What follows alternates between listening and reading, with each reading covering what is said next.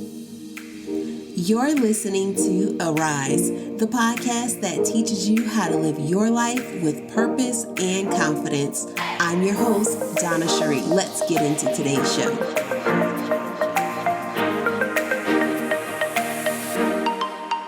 Arise.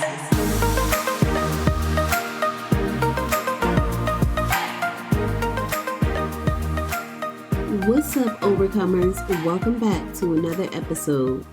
Hey, Shelly, welcome to the show. Thanks, Donna. Thanks for having me. Absolutely. So tell the audience a little bit about who you are and what you do, what you're all about. Sure.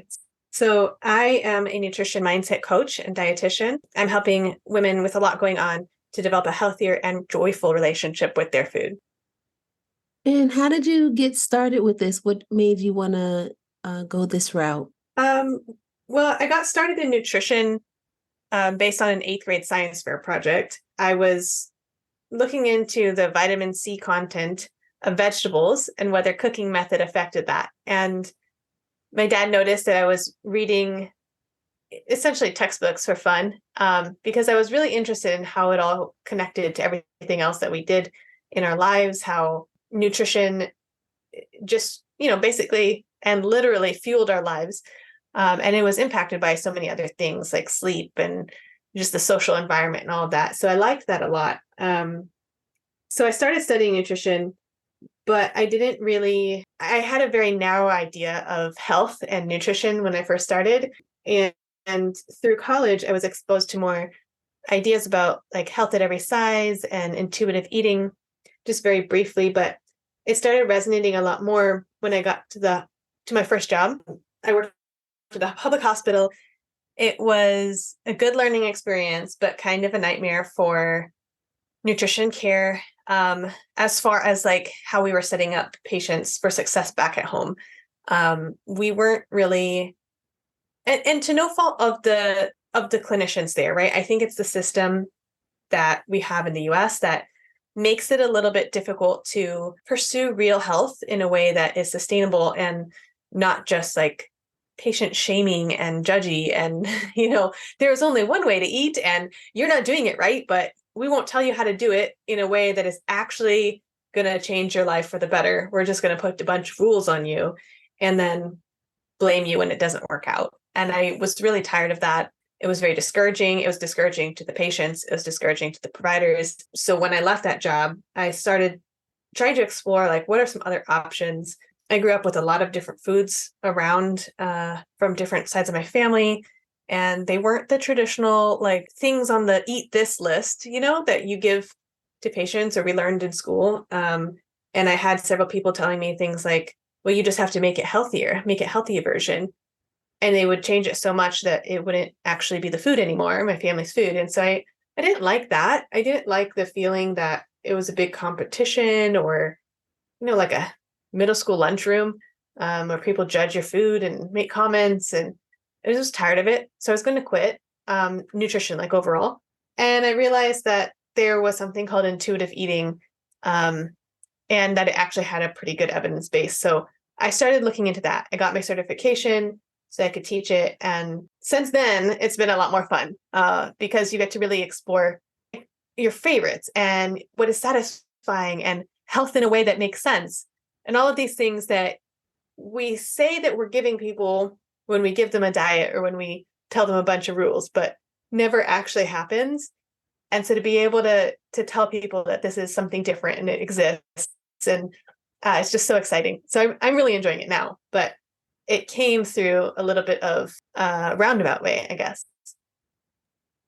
Okay, and I personally heard about intuitive eating on NPR, but there might be somebody who's listening who doesn't really know what that means or what that looks like. So could you expound upon that a little bit and tell us what it is? Sure. So intuitive eating was, I guess, at its core, it's the way that we are meant to eat, not because it's some prehistoric way of eating or only eating old kind of foods or something like that. It's a return to the internal cues that are already in our bodies that were created to be able to have, and a letting go of those external rules. the rules about what we should or shouldn't eat, feeling guilty, pressure, all of that kind of thing isn't helpful. But going back to these internal cues inside our body, all these cues that our body already puts out or can be recovered if we've ignored them and long enough they have been lost. They're not lost permanently most of the time. We recognize them and things like that. So that's really what intuitive eating is at the very core, a shift to those internal cues rather than the external rules. For like more details, there's books on this.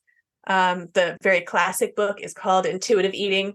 It's by Elise Resch and Evelyn Tribbley, and they have 10 principles to go through. And I find that it's just a little bit disconnected from the way that people eat. Like it's great in theory, it's great practically, it is great. But when you're eating, you don't sit down and be like, I'm going to use principle 4 and principle 6, and then afterwards I'm going to consider, principle 2 or whatever. Like, no. And I don't even know if I don't remember, honestly, I don't remember which number order they come in because I don't use them in that way. I don't teach it in that way. I teach it through a more simplified model. And so it's much easier to just apply. And it's a return to the things that you already know how to do, right? Like you already know how to know, most of us, like unless you've had something happen, you know how to tell when you need to go to the bathroom. That's an internal cue. So I teach a more simplified version because it's more practical, right? The way that we can apply it is really, intuitive eating is not like a new creation that somebody invented and now we all have to learn because we've never done it before. When we're born, we're actually intuitive eaters. So being able to go back to that way of eating is actually just a return to normal eating, right? So it's the same way that most of us can know how to tell when we need to go to the bathroom. That's the same process. That's called an interoception.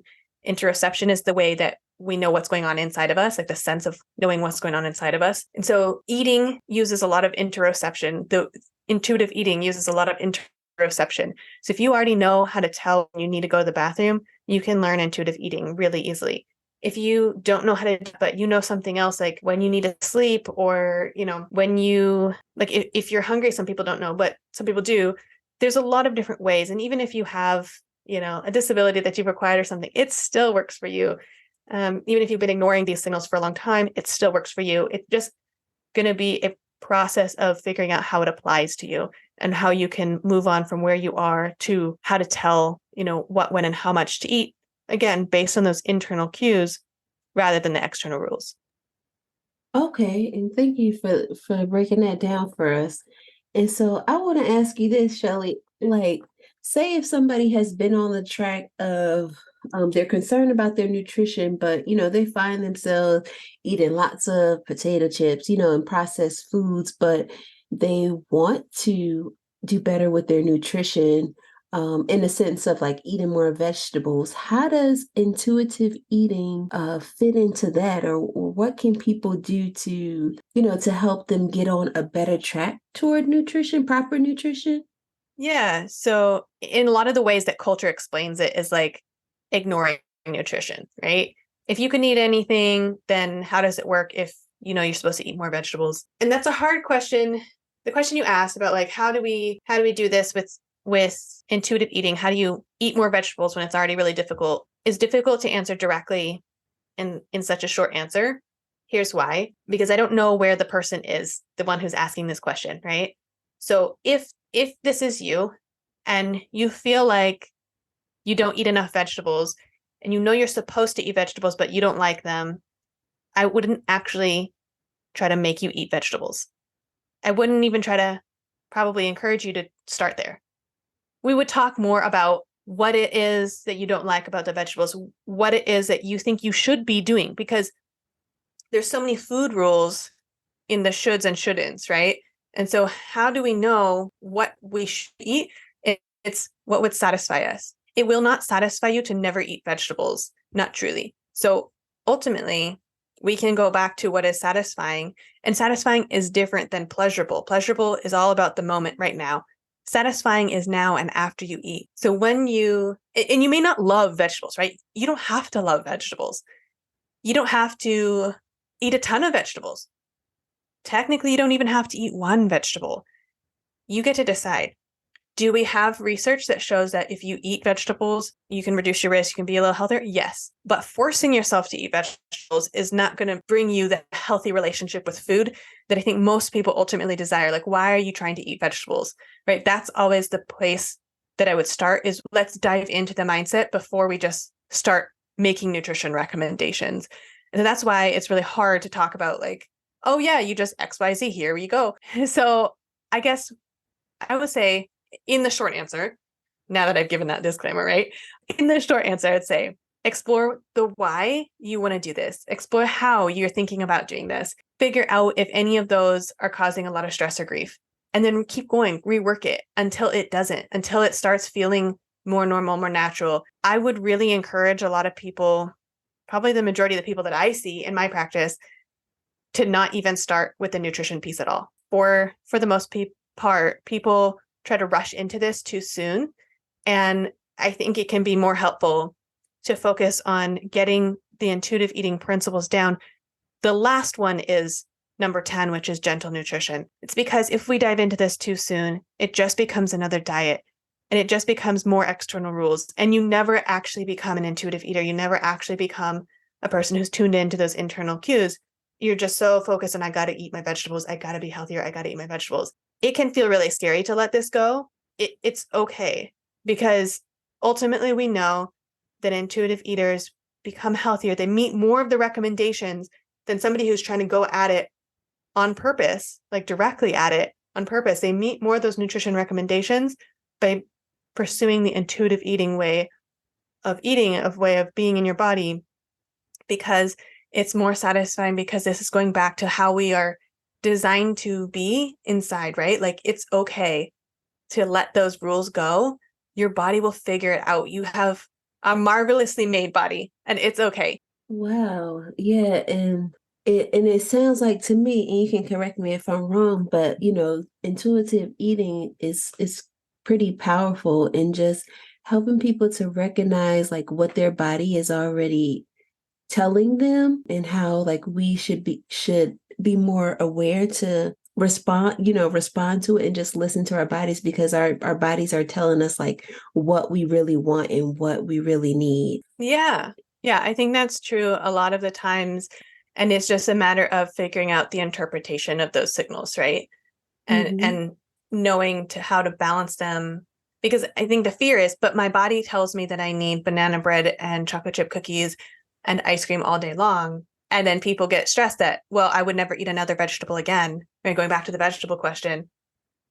But that's not true.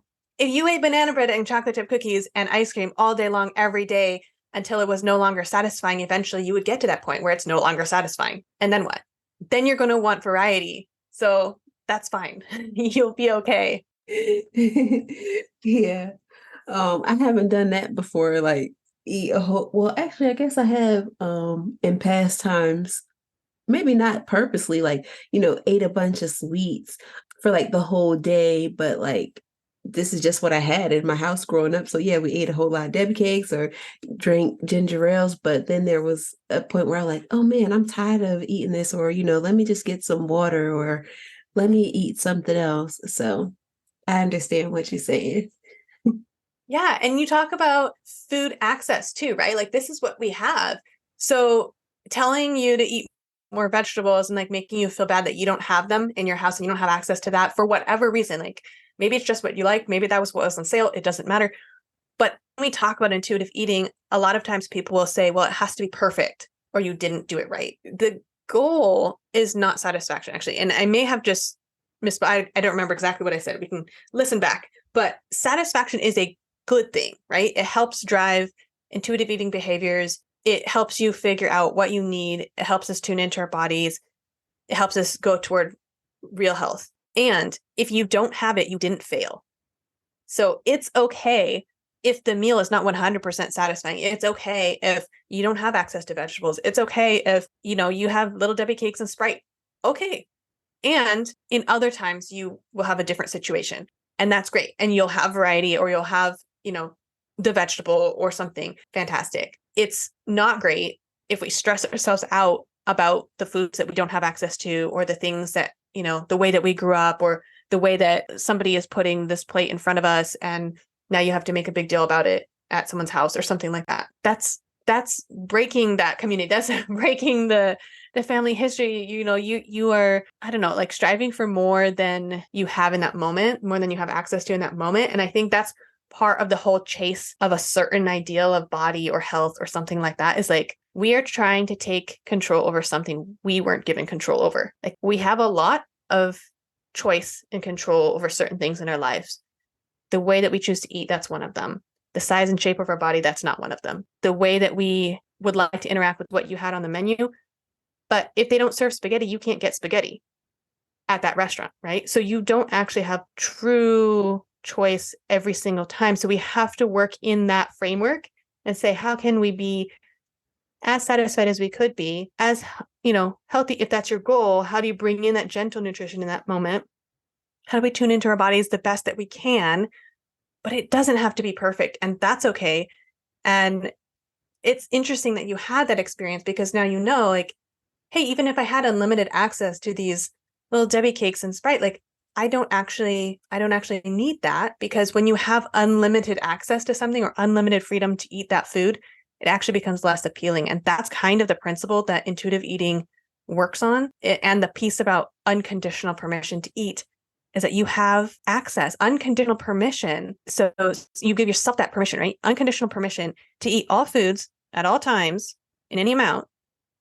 It's not all going to feel the same in your body. It's not all going to do the same thing in your body, but it's going to take away that feeling of like, I need to eat it all right now because I'm not going to get another chance. Or I'm so out of control around this particular food. I'm so bad I have to limit it. All those things start to fade when you really, really give yourself unconditional permission to eat all foods.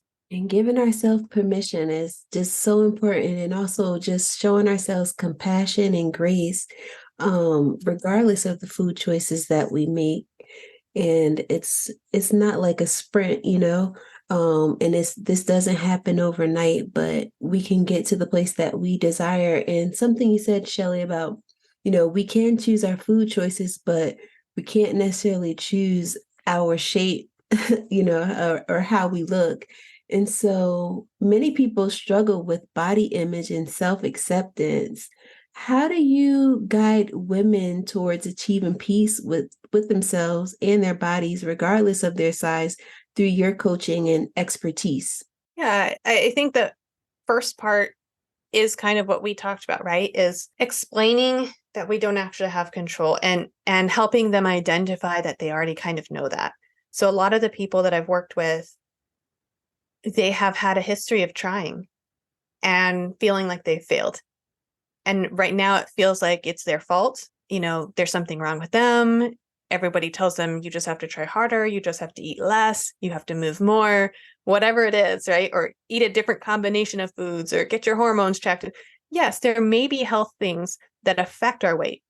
Even intuitive eating could affect our weight. However, it's not guaranteed. And it's not guaranteed whether that weight will go up or down or stay the same. We don't have control over our bodies. And when we figure that out, that's a big freeing moment, right? It still comes with grief, because you're letting go of that idea that you had control over it, the idea of your ideal body, the idea that you could be in a different body and be treated differently, perhaps because we treat people in society, we treat people differently when they're in different bodies. We see that in many different ways, not just body shape and size. But I think that's a big first step, right? Is just recognizing that this is going on, recognizing that we kind of already know that it's not working out, that something's not working out. And then having this difference of like, okay, what did you think was going to happen when you have a different body? And if you could get those things, because a lot of those things you can get without having to change your body.